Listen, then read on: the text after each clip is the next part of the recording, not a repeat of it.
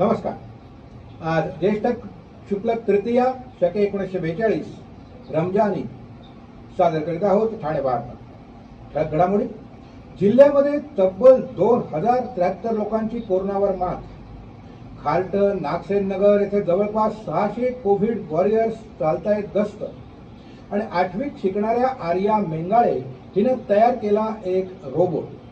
आम्हाला फेसबुक आणि यूट्यूबवर फॉलो करायला मात्र विसरू नका.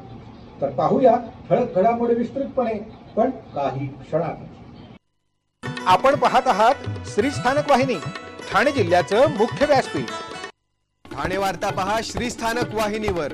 आता सकाळी 9:15 पासून रात्री 9:15 पर्यंत ठाणे वार्ता, ठाण्यातील पहिलं दृकश्राव्य माध्यम.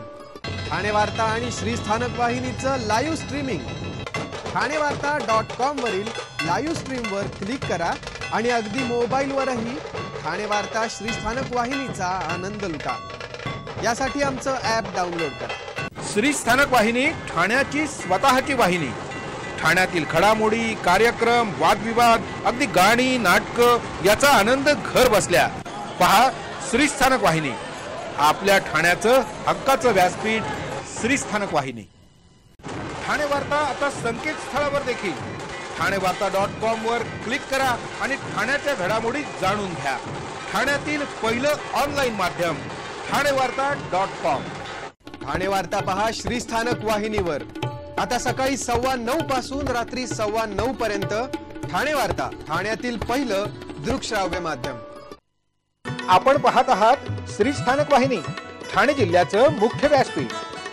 नौपाडा कोपरी प्रभाग समिती अंतर्गत नागसेन नगर, खालटण आणि चेंदणी कोळीवाडा इथं कोरोना कोविड बाधितांची वाढती संख्या लक्षात घेऊन आता नागसेन नगर आणि खालटण रोड इथं कोविड बॅरियर नेमण्यात आले आहे.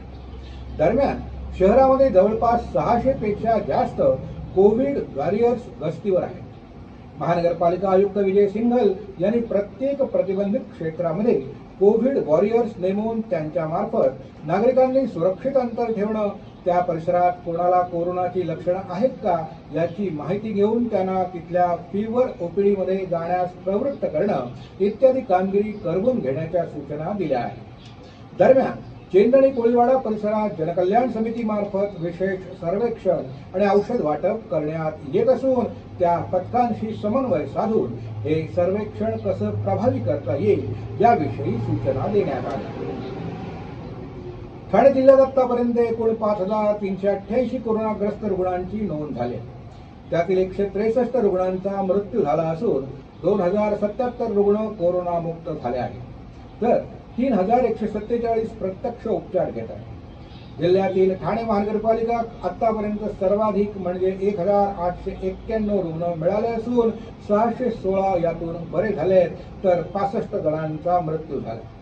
कल्याण डोंबिवली क्षेत्रात 730 रुग्ण असून 268 बरे झाले, तर 18 जणांचा मृत्यू झाला. नवी मुंबई महानगरपालिका क्षेत्रात 1,561 रुग्ण असून 722 जण बरे झाले, तर 51 जण दगावले. मीरा भाईंदर महानगरपालिकेत 489 रुग्ण मिळाले असून 297 बरे झाले, तर 14 जणांचा मृत्यू झाला. उल्हासनगर महानगरपालिका क्षेत्रात 156 रुग्ण सापडले, 34 बरे झाले, तर 5 जणांचा मृत्यू झाला. भिवंडीमध्ये 82 रुग्ण सापडले असून 32 कोरोनामुक्त झाले, तर एकाचा मृत्यू झाला.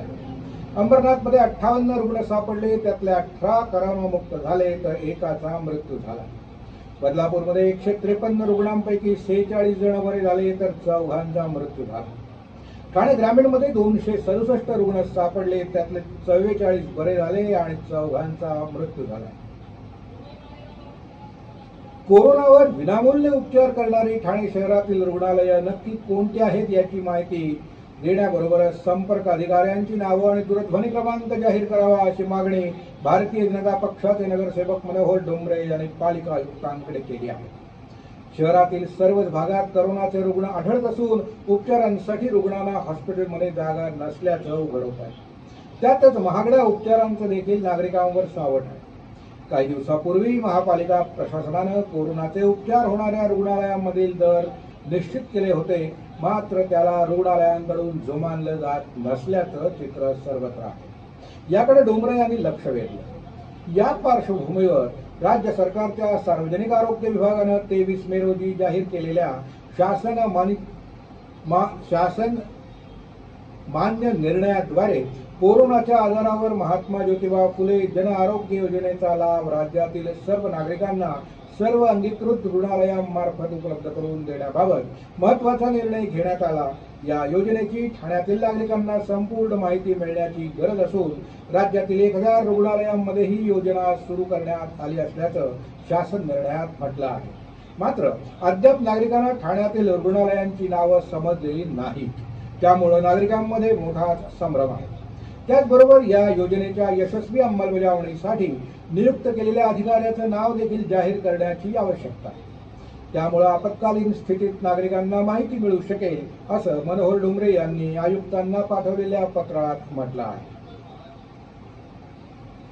ठाण्यातील 8वीत शिकणाऱ्या आर्या मेंगाळे हिनं एक रोबोट बनवला असून यामुळे ती सर्वत्र कौतुकास पात्र ठरते।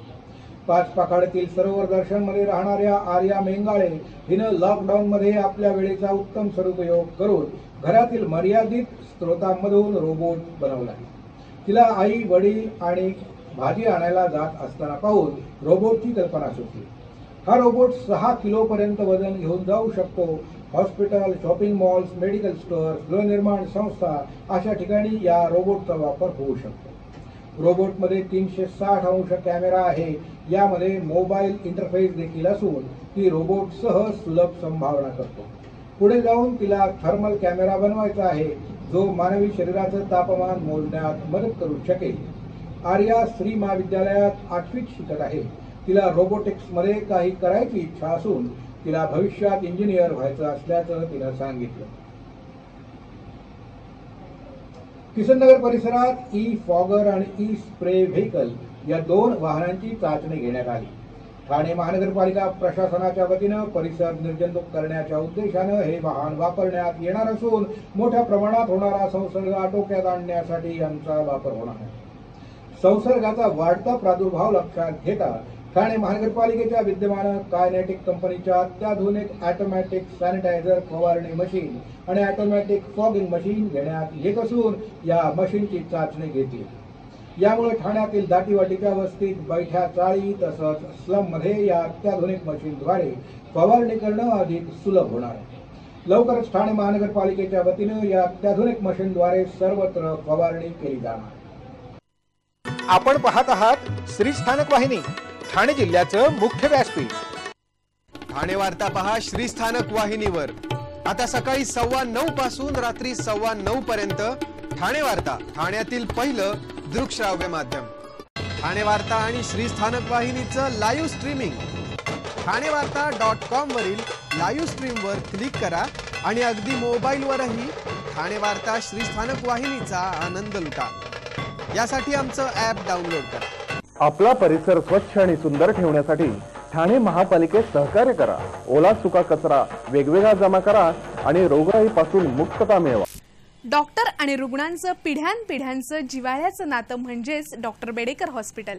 आता अत्याधुनिक सोयी सुविधा आणि तंत्रज्ञान युक्त वंध्यत्व निवारण केंद्रात IVF आणि टेस्ट ट्यूब बेबीचीही सुविधा। डॉक्टर बेडेकर हॉस्पिटल, महर्षी कर्वेपथ, ठाणे। 65 वर्षांची निरंतर सेवा। ठाणे वार्ता पहा श्री स्थानक वाहिनीवर। आता सकाळी 9:15 पासून रात्री 9:15 पर्यंत ठाणे वार्ता, ठाण्यातील पहिलं दृकश्राव्य माध्यम। आपण पाहत आहात श्री स्थानक वाहिनी, ठाणे जिल्ह्याचं मुख्य व्यासपीठ। ठाणे महानगरपालिका क्षेत्रातील कोविड रुग्णांमध्ये सर्वाधिक रुग्ण हे 31 ते 40 वयोगटातील असल्याचं निष्पन्न झालं असून या वयोगटातील एकूण 416 रुग्णांपैकी 273 रुग्ण उपचार घेत असून 143 जण बरे होऊन घरी परतले, तर 3घांचा मृत्यू झाला। त्या खालोखाल 21 ते 30 वयोगटात 378 कोरोना रुग्ण असून त्यामध्ये 229 उपचार घेत आहेत, तर 146 कोरोना मुक्त झाले आहेत, तर 3घांचा मृत्यू झाला। 41 ते 50 या वयोगटातील 335 रुग्ण असून 210 प्रत्यक्ष उपचार घेत आहेत, तर 111 कोरोना मुक्त झाले, तर 14 रुग्णांचा मृत्यू झाला।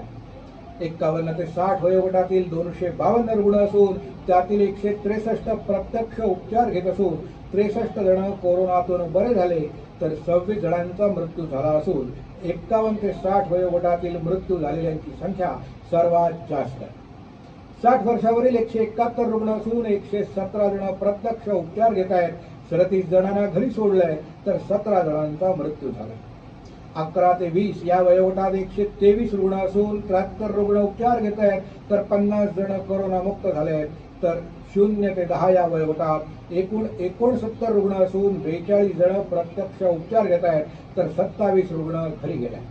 यामध्ये एकूण रुग्णांपैकी पुरुष रुग्णांचं प्रमाण जास्त असून 1070 पुरुष तर 677 महिला रुग्ण आहेत.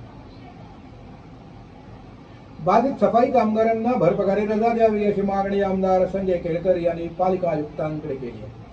कोरोना विरोधी लढ्यात महत्वाची भूमिका बजावणारे काही सफाई कामगार कोरोना बाधित झाले. मात्र उपचाराच्या काळात त्यांची रजा बिनपगारी धरली जात असून ही दुर्दैवाची बाब आहे. या कामगारांना पगाराबरोबरच अन्य सुविधा देखील द्याव्यात अशी मागणी केळकर यांनी पालिका आयुक्त विजय सिंघल यांच्याकडे केली आहे. कोरोना संकटावर मात करण्यासाठी सफाई कामगारांची भूमिका महत्वाची असून शेकडो कामगार अखंडित काम करतायत. एक प्रकारे ते कोरोना योद्धाच आहेत. मात्र संसर्ग वाढीमुळे काही सफाई कामगार बाधित झाले आहेत. त्यांच्यावर उपचार सुरू आहेत पण कामावर हजर राहू न शकल्यामुळे त्यांची बिनपगारी रजा धरली जाते. ही बाब अन्यायकारक असल्याचं त्याने आयुक्तांना लिहिलेल्या पत्रात म्हटलं आहे. सेवा करताना संसर्ग झालेल्या अशा कामगारांचं कौतुक करण्याऐवजी त्यांना पगारापासून वंचित ठेवणं उचित नाही. सर्व कामगारांना विमा संरक्षण द्यावं आणि कामगारांच्या कुटुंबाला सहकार्य करून वैद्यकीय मदत विनामूल्य मिळवून द्यावी अशी मागणी संजय केळकर यांनी या पत्रात केली आहे. जिल्ह्यात रुग्णांची संख्या वाढत असली तरी देखील काल दिवसअखेरपर्यंत तब्बल 2073 लोकांनी कोरोनावर मात केली असून हे अतिशय दिलासादायक चित्र आहे. नवजात बालकापासून 91 वर्षांच्या आजीपर्यंत यांचा बरे झालेल्या रुग्णांमध्ये समावेश आहे. जिल्ह्यातील कोरोना रुग्णांचं बरे होण्याच्या प्रमाणात लक्षणीय वाढ झाली असून जिल्ह्यात आतापर्यंत तब्बल 30,334 जणांचे नमुने तपासणीसाठी पाठवण्यात आले आहेत. त्यातले 22,962 जणांचे अहवाल नकारात्मक आले असून 5,388 जण कोरोनाग्रस्त झाले होते. 163 जणांचा यात मृत्यू झाला. सद्यस्थितीत जिल्ह्यात 3,159 रुग्णांवर उपचार सुरू असून हम होंगे कामयाब ही भावना ठेवून पालकमंत्र्यांच्या मार्गदर्शनाखाली महसूल, आरोग्य, पोलीस, महानगरपालिका, जिल्हा परिषद तसंच इतर सर्व विभाग उपलब्ध सामग्री आणि मनुष्यबळ यांच्या आधारे रुग्णांची संख्या मर्यादित राहावी यासाठी सर्वतोपरी प्रयत्न करत आहे. कोरोना रुग्ण बरे होत असून काळजी करू नका, काळजी घ्या असा विश्वास जिल्हावासियांच्या मनात निर्माण करण्यासाठी जिल्हा यंत्रणेकडून विविध उपाययोजना करण्यात येत आहेत. नागरिकांचं सहकार्य आणि जिल्हा प्रशासनाचे प्रयत्न याच बळावर कोरोना युद्ध जिंकणं सहज शक्य आहे असा विश्वास जिल्हाधिकारी राजेश नार्वेकर यांनी व्यक्त केला. नागरिकांनी शासनानं वेळोवेळी दिलेल्या आदेशांचं पालन करावं, विनाकारण घराबाहेर पडू नये, सुरक्षिततेच्या नियमांचं काटेकोरपणानं पालन करावं. कोरोनाचा वाढता प्रादुर्भाव रोखण्यासाठी जे परिसर प्रतिबंधित क्षेत्र म्हणून घोषित करण्यात आले आहेत त्या परिसरात काटेकोरपणाची अंमलबजावणी करावी. नागरिकांनी प्रशासनाला संपूर्ण सहकार्य करावं असं आवाहन जिल्हाधिकाऱ्यांनी केलं आहे. आज रमजान ईद मुस्लिम धर्मियांचा एक पवित्र सण म्हणून रमजान ईद मानली जाते. 40 दिवसांच्या कडक उपवासानंतर या दिवशी मुस्लिम बांधव रोजा सोडतात. एकमेकांना शुभेच्छा देत, नमाज पठण करून आणि शीर कोरम्याचा आस्वाद घेत मुस्लिम धार्मिक हा सण मोठा उत्साहात साजरा करतात. पण यंदा कोरोनाच्या संकटामुळे शासनानं केलेल्या आवाहनाला प्रतिसाद देत मुस्लिम धर्मीय बांधवांनी रमजानचा हा पवित्र सण आपापल्या घरातच साजरा करून 40 दिवसांचा उपवास सोडला. आपण पाहत आहात श्री स्थानक वाहिनी, ठाणे जिल्ह्याचं मुख्य व्यासपीठ.